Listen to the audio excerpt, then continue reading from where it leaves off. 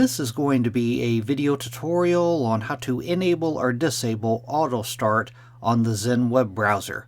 Let me jump over to my browser here.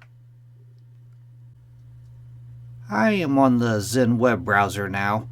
To enable or disable Autostart is when your computer starts up, if your browser is automatically starting and you don't want it to start, or if you want it to automatically start when your computer starts. The way to do that, first thing you want to do is open up Settings.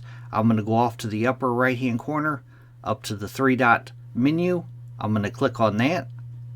Then I'm going to go down to where it says Settings. And I'm going to click on Settings.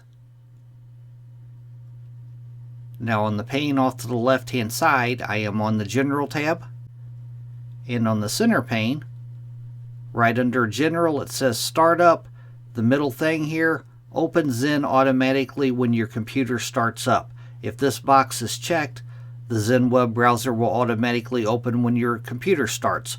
If it is unchecked, it will not automatically start when your computer starts. That is how to enable or disable Autostart on the Zen Web Browser. Thanks for watching.